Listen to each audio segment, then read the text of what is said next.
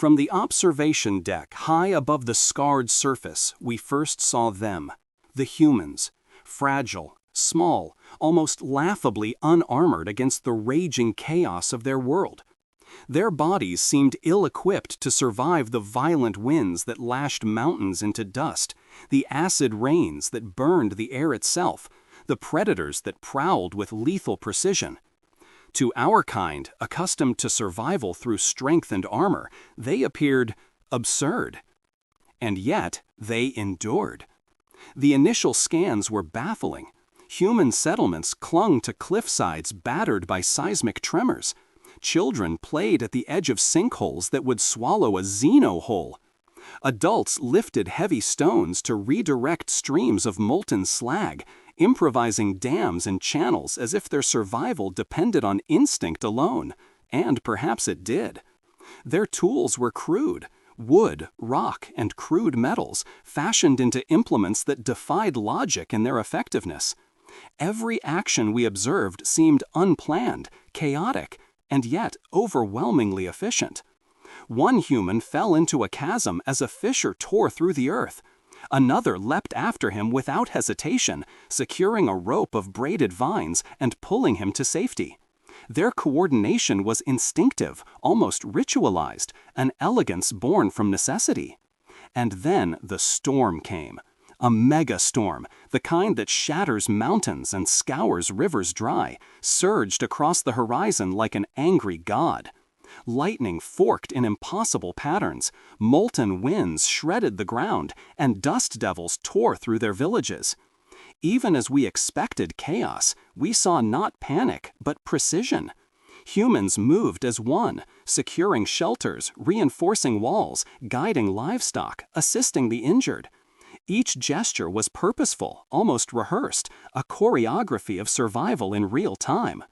We recorded every movement, yet the more we watched, the less we understood. Their eyes burned with defiance. Their voices rose in coordinated shouts, a signal system of cries and gestures. Every human, from the youngest to the oldest, played a role.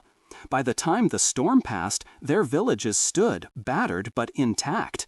And we, trained observers of 1,000 worlds, sat in stunned silence. For the first time, a terrible thought took root among us. If this species could endure worlds that should annihilate them, what could they accomplish in the wider galaxy?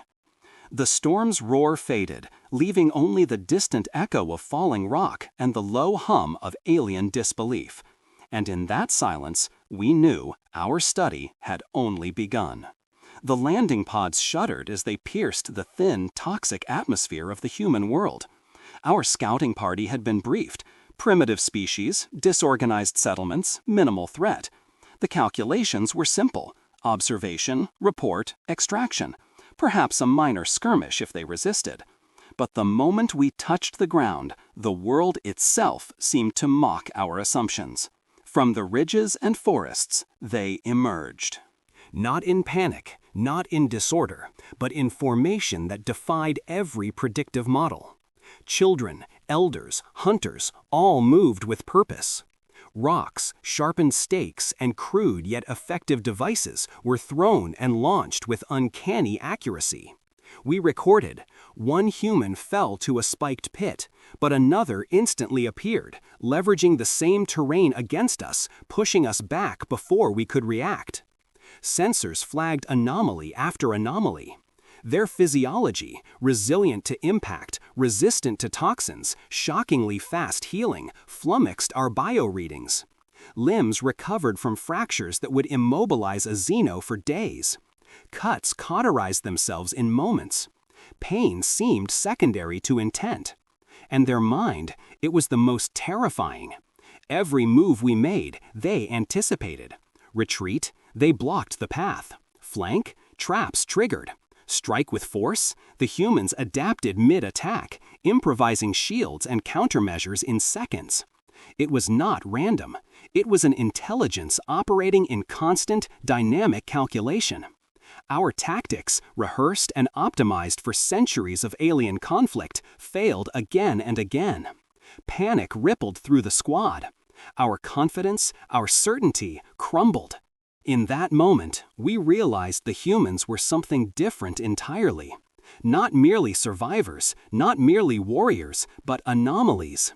The storm of our expectations had broken, and the real danger, we knew, was only beginning. We had landed cautiously, expecting to observe. We had hoped to catalog, measure, predict.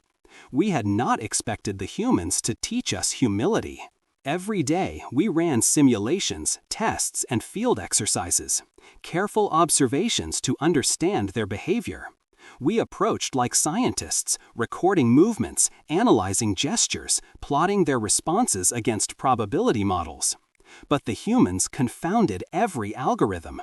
One moment, they appeared fragile, disoriented, and reactive. The next, they adapted instantly, converting danger into advantage with a fluidity that no xeno-intelligence could anticipate. A damaged water pipe. They fashioned irrigation systems that increased efficiency beyond any automated construct. Collapsing tunnels. They built bridges from debris and rope with astonishing speed. Starvation in one sector. They devised traps and foraged in patterns that maximized yield while conserving energy. Every scarcity became a resource. Every weakness transformed into strength. It was not mere survival, it was artistry. Their wounds mystified us. A deep gash that would immobilize any xeno in minutes was ignored, stitched crudely yet perfectly by hands slick with blood. Muscle strains, broken bones, infections, all healed with a speed and resilience that violated our medical principles. And yet, they were never reckless. Every action, every improvisation was calculated, an instinctive calculus that defied logic. Coordination among them was symphonic. Groups operated with unspoken signals, eyes, and gestures, even in chaos. No alien command structure we had ever studied could replicate it. Loyalty, courage, cunning, these were constants, unbreakable under stress. Our analysts grew frantic, our screens cluttered with contradictory data. Adaptive intelligence, unpredictable improvisation, physical resilience, relentless ingenuity. His voice trembled. We were obsessed. Every recording, every sensor, every algorithmic model was updated, recalculated, and still, nothing predicted the next move. And then came the field exercise, a supposed training scenario designed by humans, primitive in appearance, improvised, almost naive in its construction. Yet when our warship approached to observe, we realized too late that we had underestimated them. Boulders tipped with weighted cables, sudden collapses of terrain, improvised fire traps, all struck the vessel simultaneously. Sensors overloaded, systems faltered, hull integrity dropped faster than protocol could compensate. A warship, bristling with centuries of technology, shuddered under the ingenuity of beings we had barely begun to understand. Panic was rising among our ranks. The humans moved calmly below, almost amused, repairing structures, guiding each other through hazards as though the catastrophe was routine. We had assumed survival. They had assumed mastery. Our calculations had failed. Every model was obsolete. And in the echoing alarm of our warship systems, one fact became undeniable. Humanity was not merely adaptive. They were unknowable. Silence followed, broken only by the crackle of damaged circuits and the distant, deliberate shouts of humans on the ground. The galaxy had introduced us to a variable we could not control, and we did not yet understand the depth of the equation we had stumbled into. The galaxy watched. For once, our species was not the silent observer. From orbital platforms hundreds of kilometers above the surface, the delegation of interstellar civilizations leaned over their consoles, anticipation and dread mingling in the recycled air of their ships. The humans' world, a planet we had cataloged as unstable, hostile, almost uninhabitable, was in crisis. And this time, the crisis was not trivial. It began with the plague. Viral sequences unknown to any xenobiology spread like wildfire among isolated human colonies. Initial panic might have been expected, but we saw none. Instead, humans began meticulous observation, isolating infected zones, rationing food, and devising improvised medical treatments. Their understanding of contagion was instinctive yet ingenious. Quarantine zones erected in hours, sanitation measures improvised with tools salvaged from debris, and communication networks, primitive by our standards, rigged to coordinate across devastated regions.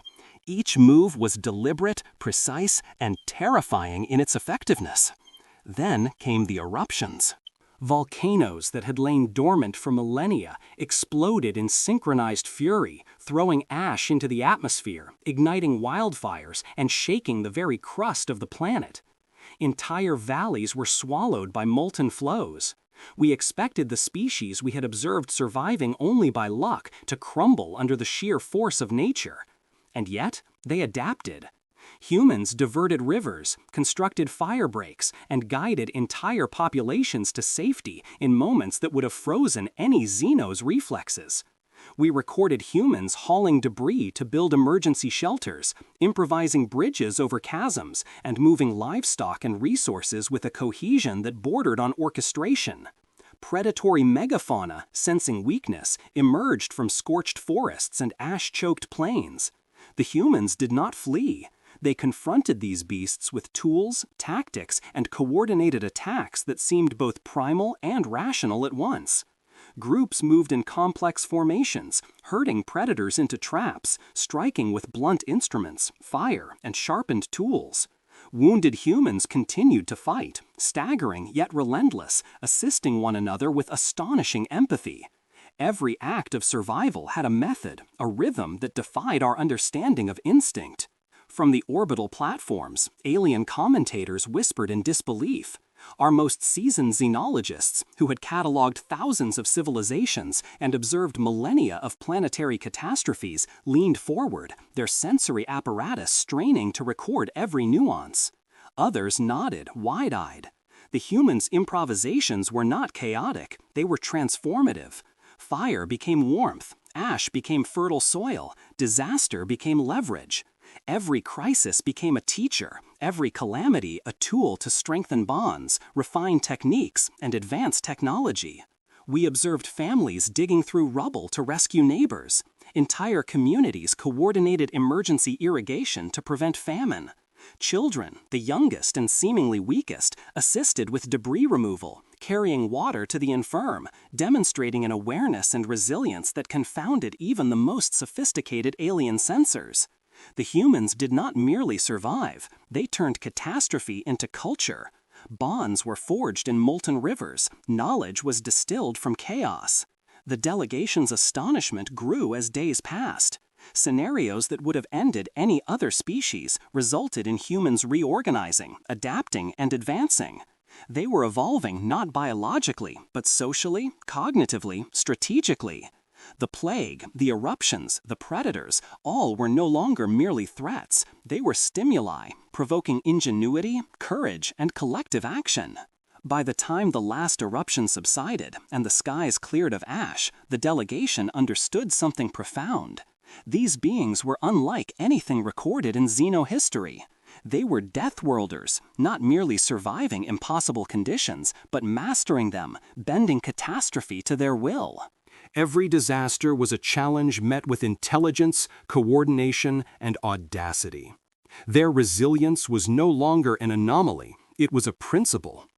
And yet, the humans did not seem aware of the spectacle. They returned to their work, tending to the wounded, rebuilding shelters, improvising transportation, training the next generation in the crucible of survival. To us, they were simultaneously humble and terrifying. Every observer aboard the delegation vessels felt it: awe, fear, admiration, and the unsettling awareness that this species' potential was unconstrained by the natural laws that governed others. As the last smoke from the volcanoes drifted into the thin atmosphere, one historian aboard the flagship whispered, almost reverently, "They are no longer merely surviving. Across the observation decks, silence fell. A silence filled with disbelief and the dawning realization that the galaxy had never encountered anything like them before. And in that silence, the humans continued, unknowingly shaping a legend that would ripple through civilizations for millennia. Yet none of us suspected the final test was already approaching. The planet had more trials yet to deliver, and the humans, as always, would face them not with panic, but with purpose. Conflict arrived quietly at first, a ripple along the edges of the human territories. Our scouts reported minor skirmishes, easily dismissed by our calculations. But we underestimated them. Again. When the alien factions advanced in force, expecting primitive defenses, we were met not with chaos, but with calculation. Humans had transformed the terrain itself into an extension of their will. Hills became fortresses, rivers redirected as moats, forests converted into labyrinths of ambushes. Our troops moved in patterns refined over millennia of war, yet each advance was anticipated, countered, and turned back upon us with precision that defied every algorithm we had deployed. The battlefield became a theater of improvisation and ingenuity. Rocks toppled with timed levers. Sudden fires ignited in brush and plains to cut off supply lines. Wildlife herded into corridors to disrupt formations. Each maneuver was subtle, adaptive, terrifying. Sensors could not keep up. Every step, every flanking movement seemed orchestrated by a mind that knew the outcome before it happened. Captured aliens brought us tales that we could hardly believe. Prisoners described humans rushing into danger to save comrades, resisting advanced weapons with what seemed like impervious fortitude, and rallying others with a courage that undermined morale and rewrote expectations. The reports were unanimous. The humans fought not only to survive, but to dominate the engagement itself. In the midst of this chaos emerged a figure who would become legend, a young human prodigy, scarcely more than a child by our reckoning. She led counterattacks with preternatural timing, exploiting weaknesses in our formations that had gone unnoticed by the most experienced commanders. Every trap she devised, every ambush she coordinated, turned our strengths into liabilities. Entire alien factions faltered as humans adapted faster than they could respond. Our own strategies, honed over centuries, crumbled under their relentless innovation. Each attempt to impose control was met with unpredictability. Improvised siege engines, flares that blinded sensors, decoys fashioned from everyday materials. It was as if the humans saw the battlefield as a living entity, a puzzle to be solved with daring and intellect rather than brute force. Alien commanders convened in urgent councils, disbelief and fear etching every face. Were these beings merely survivors of a hostile world or something more? Apex predators, camouflaged as fragile mortals, capable of bending chaos to their will? Reports from frontline observers were unanimous in awe. Human courage was infectious, morale indestructible, strategy fluid yet precise, ingenuity inexhaustible. As the sun set on the battlefield, fires burning and smoke rising, the humans held positions that no alien force should have allowed. The prodigy, standing atop a ridge, directed movements with an almost imperceptible hand signal. Entire units shifted as if possessed by a single mind. Our sensors registered patterns we could not model. The realization struck hard. Humans had not only adapted to conflict, they had transformed it into a test of intellect, intuition, and audacity. Discussion aboard the alien fleets grew tense, voices hushed but urgent. "They are not just survivors," muttered one general, scanning reports of the human ingenuity. And as the night fell, the battlefield quieted only for a moment. From the shadows of the wreckage, humans prepared their next move, silent and deliberate. The aliens knew then that the gambit had only begun, and whatever the next engagement held, it would not be by our rules. Defeat is a strange teacher, but repeated defeat, It changes the mind. For weeks we had watched, analyzed, and engaged the humans, only to see our calculations shattered at every turn. Our fleets, our strategies, our centuries of tactical wisdom, all rendered inadequate by beings we had once considered primitive. And then, slowly, a different truth dawned upon us. These were no mere survivors. They were something entirely beyond our comprehension. From orbital observation posts, we witnessed acts that reshaped our understanding of life itself. Humans rallied entire colonies under the threat of orbital bombardments, moving populations with an efficiency that mocked our assumptions about their limitations. Crumbling cities became coordinated hubs of defense. Fires and craters were transformed into supply caches, shelters, and communication points. It was as if the humans saw the battlefield as a living entity, a puzzle to be solved with daring and intellect rather than brute force. Every disaster provoked not despair, but ingenuity, and the humans moved as one living organism. Its nervous system spread across valleys, mountains, and rivers. Negotiation, we discovered, was also their weapon. Encounters with hostile xenos, creatures who had been feared across systems, were resolved not only with force, but with cunning, creativity, and adaptability. Humans observed alien psychology with precision, anticipating threats, bluffing, feinting, and striking at exactly the right moment. They combined diplomacy with deception, empathy with strategy, courage with patience. Our sensors recorded it all, and yet the data alone could not capture the awe, the reverence that grew in the hearts of our observers. Even amidst catastrophe, humans preserved knowledge. Libraries, data caches, oral histories, and even improvised art survived amidst ruins. They taught their young, documented their trials, and shared techniques for survival with a determination that left us trembling. One colony endured weeks of acid rain, seismic upheavals, and predator attacks, yet its inhabitants emerged not only alive, but wiser, stronger, more connected than before. We began to speak differently of them among ourselves. Words once filled with derision, fragile, primitive, weak, were replaced with whispers of myth and legend, indomitable, clever, fearless. Our officers recorded their movements, our historians chronicled their victories, our philosophers debated their significance. Every day, their will seemed to grow, a force that bent reality to their survival rather than the other way around. A senior commander, pale beneath his exosuit, gazed down at the human network of activity below, voice barely audible in the observation deck. We came to study them. From the ground, humans did not acknowledge our scrutiny. They rebuilt, rescued, taught, and fought. They did not pause to consider admiration or fear.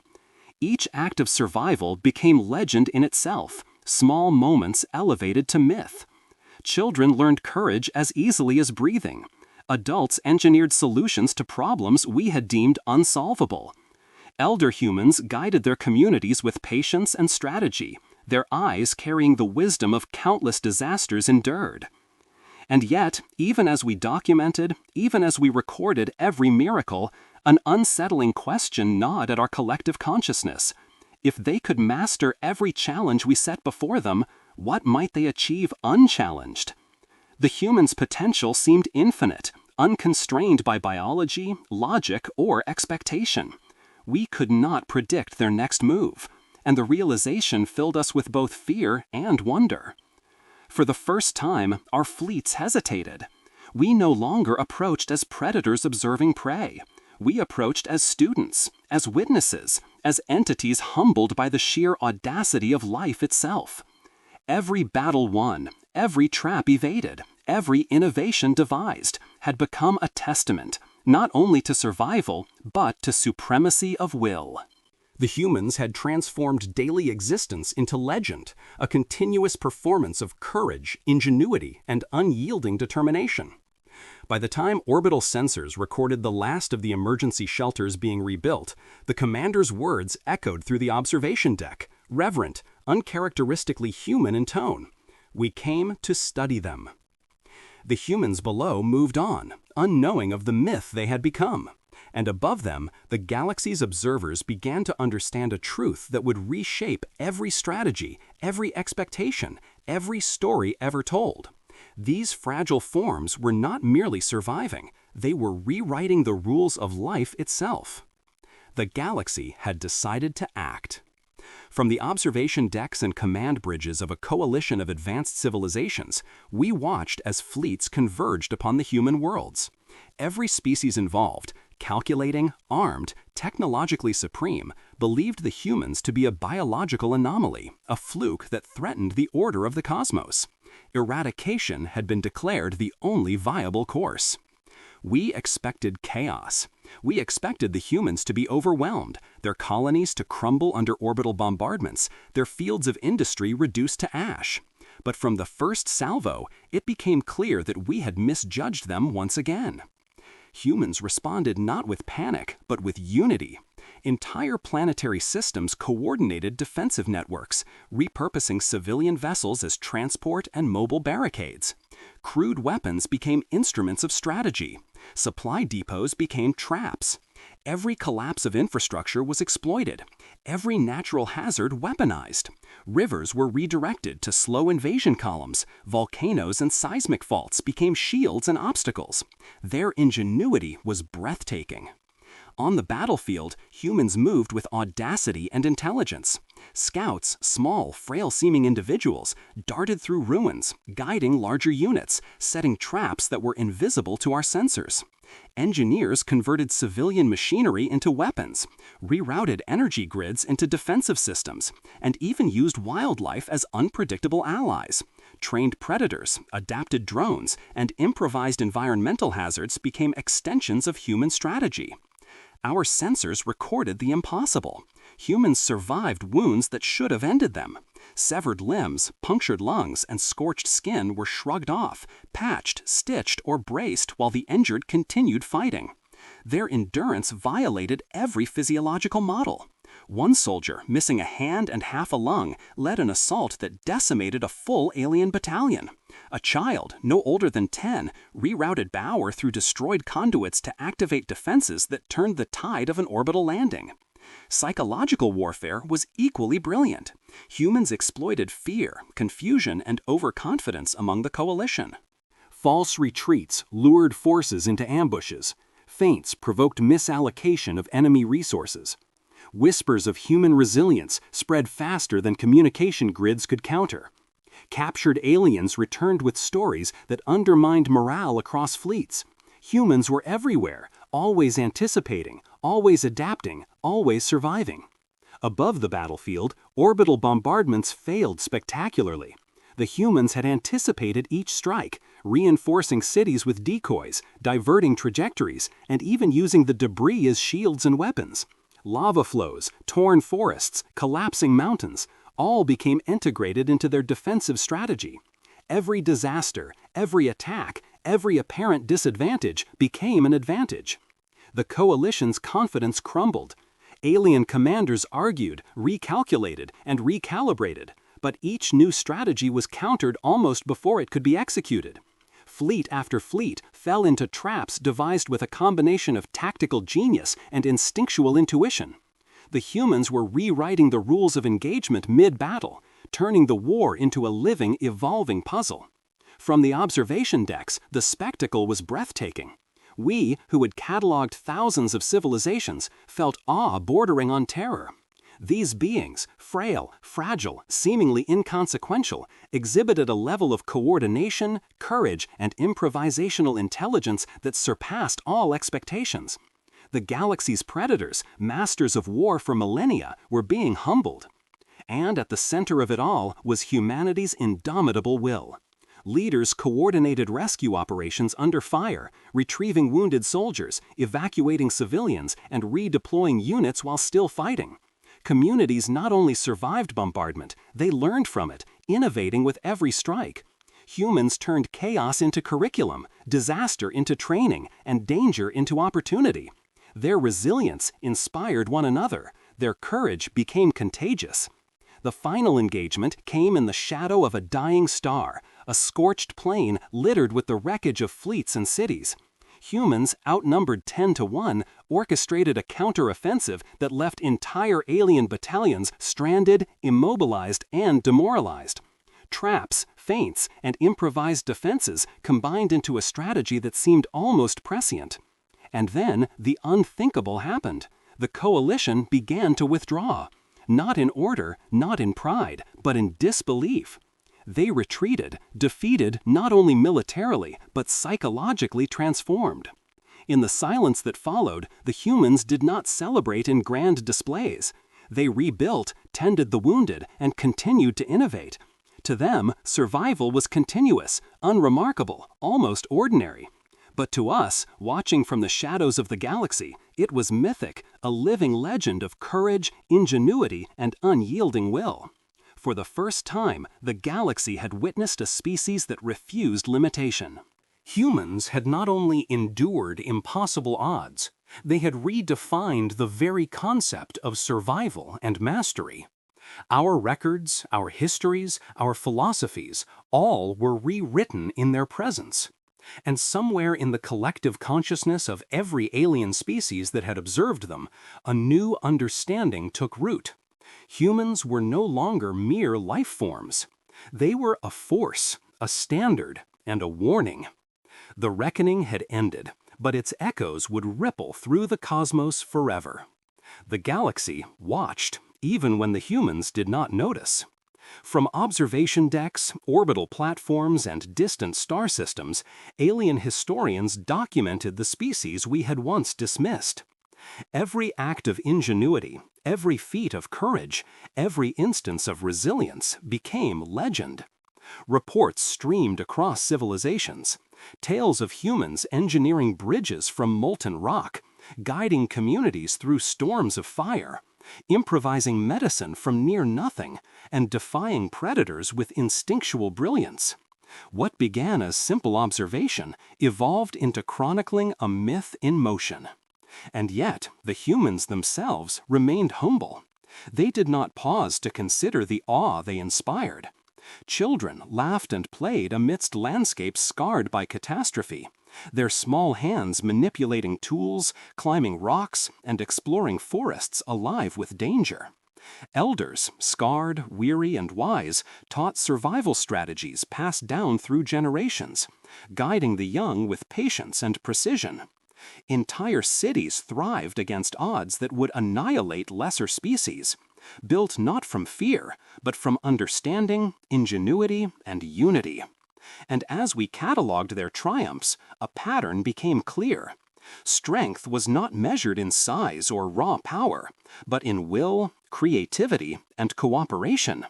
Their unity magnified their ingenuity, their audacity elevated their courage, and their modesty concealed a potential that dwarfed any alien technology. Across planetary systems, alien historians debated what they had witnessed. Some argued that humanity had redefined the rules of life itself.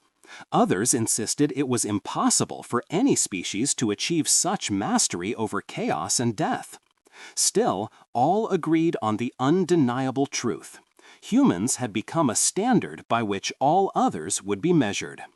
And yet, the humans themselves moved forward, unbowed and unaware of the mythos forming around them. New challenges awaited: harsh weather, dangerous wildlife, limited resources, but they faced each as they always had, together, thoughtfully, and without fear. The final scene unfolded like a quiet symphony of resilience. Children ran through ash-choked fields, improvising games that honed instincts. Elders demonstrated building techniques for emergency shelters. Families repaired machinery, cultivated food, and taught their young the lessons of survival etched into the planet's harsh surface. From afar, the galaxy's observers could only murmur in reverent astonishment. And in that moment, the story paused, not ended, merely quieted. Humanity's legend had only begun, and the galaxy, wide-eyed and humbled, waited to witness the next chapter.